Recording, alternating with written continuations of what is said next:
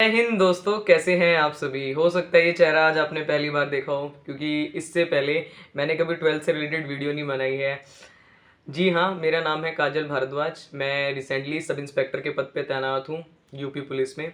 आप लोगों के लिए आज मैं ये वीडियो लेके आई हूँ ताकि आप लोगों को 12th के बाद एक करियर एडवाइस दी जा सके, एक बेस्ट करियर एडवाइस, जिससे आप लोग अलग अलग फील्ड में भटके ना। आपको ये ना पता हो कि आपको ये पता ही नहीं होता एक्चुअली में कि हमें जाना कहाँ पे है।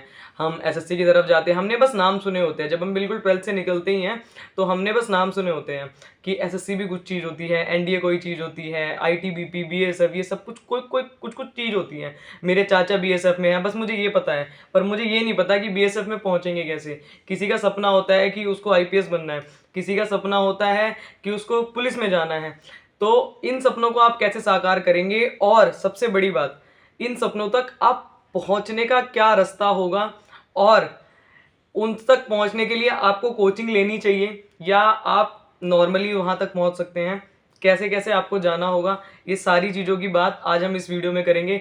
हो सकता है वीडियो थोड़ी सी लंबी हो जाए, पर आपको अपने करियर के लिए कम से कम 10 से 15 मिनट अगर आप दे सकते हो तो इससे बेस्ट कुछ नहीं हो सकता। आपके आने वाले 3 से 4 साल बच जाएंगे अगर आज आपने ये वीडियो पूरी देखी तो। और इससे बेस्ट करियर एडवाइस आपको पूरे यूट्यूब पे सच में कहीं पे नहीं मिलेगी, इस बात की मैं गारंटी देती हूँ। क्योंकि लोग आपको सिर्फ आधी चीज़ें बताते हैं, पूरी बात कोई नहीं बताता।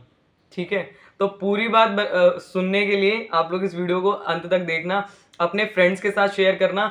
अगर आप लोग अभी 12th में आए हैं, 12th में 11th में भी हैं तो भी आप इस वीडियो को देख सकते हैं, 12th में आए हैं तो भी आप इस वीडियो को देख सकते हैं। आपने 12th पास आउट कर ली है, आप बीए, बीएससी, बीकॉम या किसी भी ग्रेजुएशन वाले एग्जाम में फर्स्ट ईयर में, सेकंड ईयर में है, तब भी आप इस वीडियो को देख सकते हैं। ये वीडियो आपके लिए बहुत बहुत ज़्यादा इंपॉर्टेंट होगी, और स्पेशली आपके गवर्नमेंट जॉब के करियर में ये वीडियो आपके लिए बहुत सहायता देगी। अगर ये वीडियो गलत निकल जाए तो 1 साल बाद मुझे बताना। पहले इसमें बताई हुई सारी बातों को फॉलो करना, और 1 साल बाद मुझे बताना कि दीदी हाँ मुझसे नहीं हुआ, और दीदी आपने मुझे गलत एडवाइस दी थी। ठीक है, आज इस वीडियो में आपको टोटली जेन्युइन एडवाइस दी जाएगी मेरे द्वारा, क्योंकि मैंने खुद ने भी लगभग 8-9 एग्जाम्स निकाले हैं 12th के बाद लगातार। ठीक है, और अभी रिसेंटली भी मैं एक गवर्नमेंट जॉब में ही हूँ, तो आप लोगों के लिए मैं एक सही पर्सन हूँ जो आपको गाइड कर सकते हैं। ठीक है, तो चलिए वीडियो को शुरू करते हैं। देखिए, आप लोगों के लिए मैंने ऐसे लिस्ट बना ली थी कि आप लोगों को जो भी बताना है, तो उसमें मैंने ऐसे लिख लिया था, तो मैं देख देख के बता दूंगी आपको थोड़ा थोड़ा। तो आप लोग ऐसे मत सोचना कि यार दीदी तो बार बार देख रही है, कहाँ देख रही है, कहीं देख नहीं रही है। ये सारी चीज़ें मुझे पता है, बस आपको बता रही हूँ। सबसे पहले आप लोगों के लिए एक आपने एसएससी का नाम सुना होगा। एसएससी क्या होता है? ठीक है, एसएससी हर साल कई कई पोस्ट के लिए एग्जाम्स निकालता है, और एसएससी में ये चीज़ श्योरिटी है कि हर साल फॉर्म निकलेंगे ही। अगर एक बार नहीं हो पाता तो ये है कि 6 महीने बाद फिर से उसी चीज़ के फॉर्म निकलेंगे, तो आप दोबारा भर सकते हैं। तो एसएससी में एक अश्योरेंस हो जाती है इंसान को, एक बच्चे को अश्योरेंस हो जाती है कि हाँ अब फॉर्म निकलेगा और मुझे अब तैयारी करनी है, तो मैं ऐसे ऐसे करके तैयारी कर सकता हूँ। ठीक है, सबसे पहली बात, एसएससी 3-4 चीज़ों के लिए फॉर्म निकालता है। जैसे एक होता है बेटा CHSL, ठीक है, ये 12th के बेसिस पे होता है, इसमें आप फॉर्म भर सकते हैं, इसमें काफ़ी सारी पोस्ट होती हैं। दूसरा एसएससी MTS, ये तो 10th लेवल पे ही होता है। अगर किसी ने 10th पास आउट कर रखी है और वो 18 साल का है तो तब भी वो इस फॉर्म को भर सकता है। तीसरी चीज वो निकालते हैं, बहुत सारे सिलेक्शन पोस्ट के ऊपर फॉर्म निकलते हैं, वो भी 12th लेवल पे निकलते हैं, वो भी आप लोग भर सकते हैं। ठीक है, उनमें क्या क्या पूछा जाता है अभी मैं इन सारी बातों पे डिस्कस करूंगी, क्या कि कौन कौन से चीजें उसमें आती हैं, कि मैथ आती है, कि रीजनिंग आती है, कि जो भी चीजें आती हैं वो सारी चीजें आपको अभी जस्ट बताई जाएगी। चौथा, एक अगर आप लोग यूनिफॉर्म लवर हैं, अगर आप चाहते हैं कि मैं यूनिफॉर्म पहनूं अपनी लाइफ में, तो यूनिफॉर्म लवर के लिए एसएससी जीडी का फॉर्म निकलता है, वो भी आप लोग भर सकते हैं। 12th पास आउट के लिए वो फॉर्म अवेलेबल होता है। ठीक, नेक्स्ट, आप लोग स्टेट पुलिस के काफी सारे फॉर्म भर सकते हैं, जैसे Delhi police, UP police, Haryana police, MP police, ये सब डिफरेंट स्टेट्स जो हैं वो हर साल अपने अपने फॉर्म अपने अपने निकालते हैं। हर साल नहीं, मतलब कुछ कुछ सालों के अंतराल पे ये फॉर्म्स मतलब जो है वो निकलते रहते हैं। तो अगर आपने 12th पास आउट करी है तब आप इन फॉर्म्स को भर सकते हैं, और इन फॉर्म्स के लिए आप अपनी तैयारी जारी रख सकते हैं। ठीक है, नेक्स्ट हम लोग बात कर लेते हैं एनडीए की। अगर आप लोग साइंस स्ट्रीम से हैं, आपने 12th पास आउट करी है साइंस स्ट्रीम से, तो नेशनल डिफेंस एकेडमी हर साल, हर 6 महीने में इवन, एक फॉर्म निकालती है एनडीए के नाम से। ठीक है, उस एनडीए से आप एयरफोर्स, आर्मी, नेवी, इन तीनों में जा सकते हैं। ठीक है, अगर आप लोग यूनिफॉर्म लवर हैं, आप चाहते हैं कि आप यूनिफॉर्म पहने अपनी लाइफ में, तो एनडीए आपके लिए बेस्ट ऑप्शन रहेगा। एनडीए से बढ़िया कुछ नहीं। ठीक है, उससे आपको फौज में जाने का मौका मिलेगा और एक ऑफिसर लेवल की आपको रैंक मिलेगी। एनडीए से क्या होता है, आप जो फॉर्म देते हैं वहीं पे वो 4 साल की आपको बीटेक कराते हैं, वहीं पे वो आपको ग्रेजुएट भी कर देते हैं साथ में, और उसी दौरान आपके घर पे पैसे भी आते रहते हैं।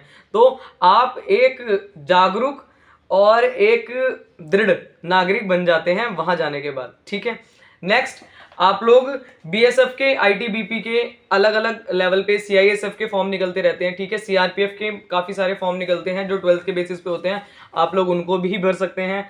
साथ ही साथ इंडियन कोस्ट गार्ड भी फॉर्म निकालता है, तो 12th के बेसिस पे उसको भी आप फॉर्म को भर सकते हैं। एनडीए में एक बात आपको और बता दूं, एनडीए का पेपर देने के बाद आपको एसएसबी देना होता है, जो कि 5 दिन का सिलेक्शन प्रोसीजर होता है। वो थोड़ा सा हार्ड होता है, बहुत थोड़ा सा नहीं, मतलब काफी हार्ड होता है। मतलब उसका जो 5 दिनों का जो सिलेक्शन प्रोसीजर होता है, उसमें इंटरव्यू का प्रोसीजर होता है, तो उसमें थोड़ा सा समय लग जाता है बच्चों को सीखने में। उसके लिए कभी और वीडियो बनाएंगे, आप लोग कमेंट करेंगे तो, क्योंकि मैंने कई बार एसएसबी दिया हुआ है, तो मेरे को पता है एसएसबी का क्या क्या रूल है, कैसे कैसे करना होता है, क्या क्या चीजें होती हैं, तो उसके बारे में कभी बाद में बात करेंगे। आज की वीडियो में हम लोग अपने टॉपिक पे आते हैं।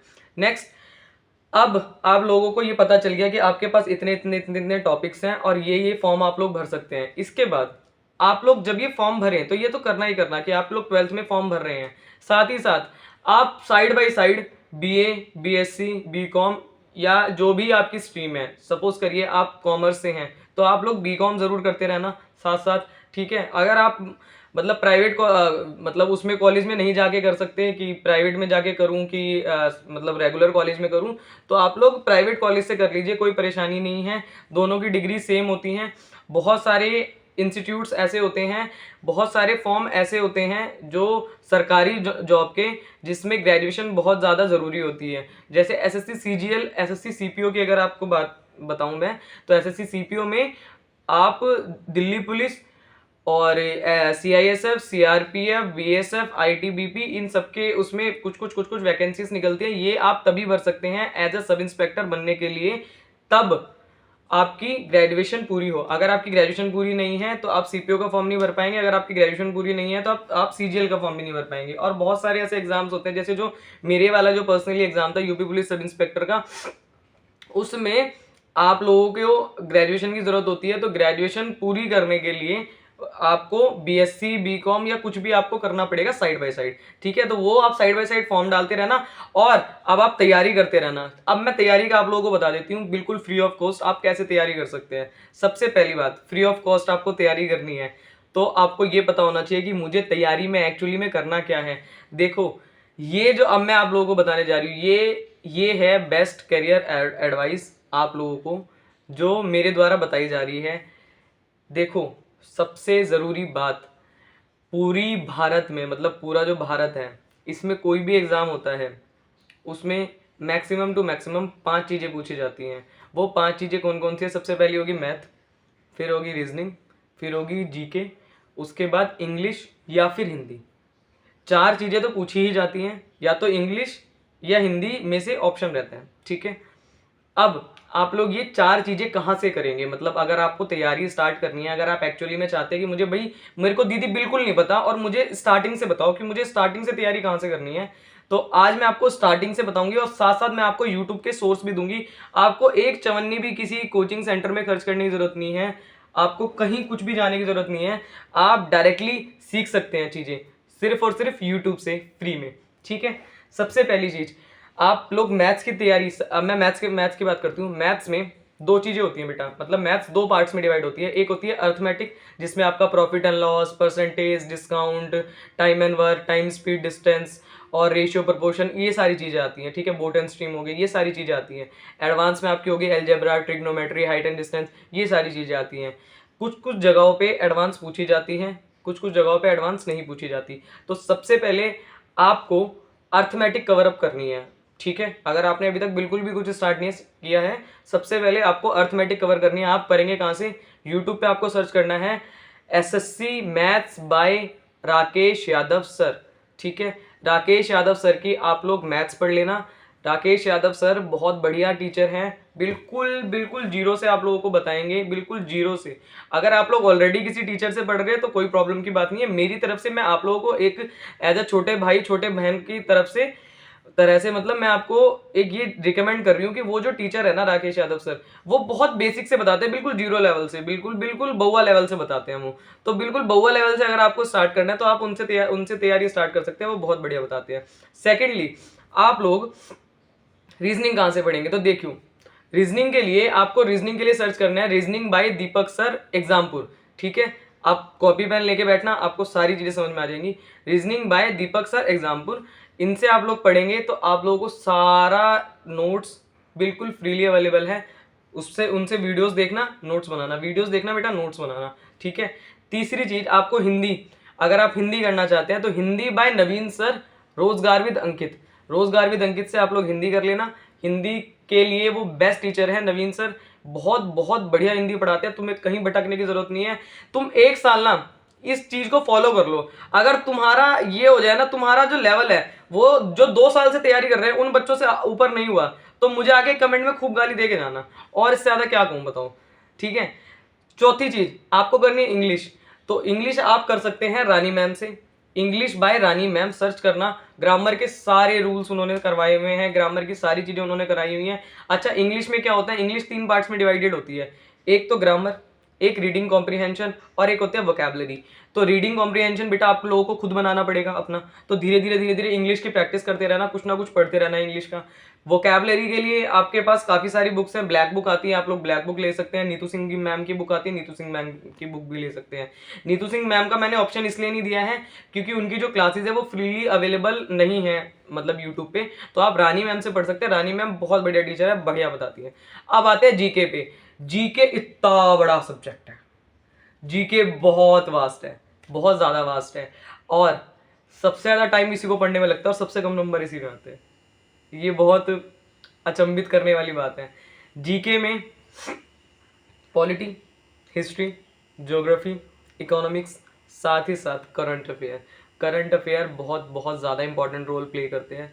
करंट अफेयर से ही काफ़ी सारे क्वेश्चंस पूछे जाते हैं, और साथ ही साथ स्टैटिक जीके भी आती है।